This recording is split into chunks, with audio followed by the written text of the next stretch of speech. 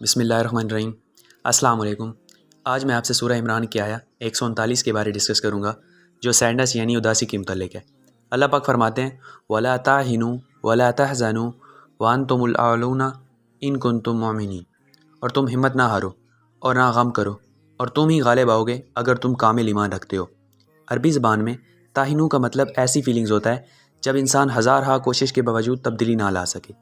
دوسرے الفاظ میں کوئی فرق نہیں پڑتا آپ جتنی کوشش کرو، چیزیں تبدیل ہونے کا نام نہ لیں، چیزیں بہتر نہ ہوں اور آپ کی بیسٹ اٹیمپٹس فیل ہو جائیں، اور اب آپ کامیاب ہونے کے لیے خود کو کیپیبل نہ سمجھیں۔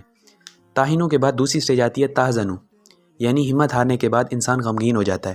اور بائی دا وے یہ آیا احد کے موقع پر نازل ہوئی، جہاں پہ مسلمانوں کا بھاری نقصان اٹھانا پڑا۔ تو اللہ پاک اس کا روٹ کاز جانتے ہوئے جو کہ بیسیکلی فیلئر تھی، اس لاس کو پازیٹیولی بدل دیا، یہ کہہ کر کہ کیا ہوا اگر تم لوگ انجرڈ ہوئے ہو، دوسری کمپیٹیٹیو پارٹی کو بھی تو انجریز آئی ہیں۔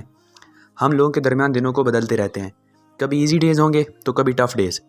اس کو اپنے آپ پر حاوی نہ ہونے دے اور خود کو ٹارچر مت کرو۔ حزن بیسیکلی وہ سٹیٹ ہوتی ہے جس میں انسان اپنے آپ کو ٹارچر دے رہا ہوتا ہے۔ ایک طرف سے سچویشن آپ کو پیٹ کرتی ہے اور دوسری طرف آپ خود کو ٹارچر کرتے ہو۔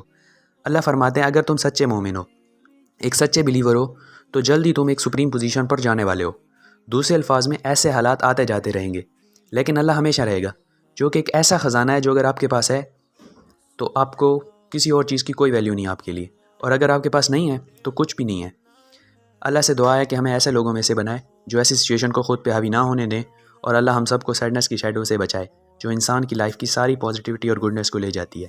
آمین والسلام۔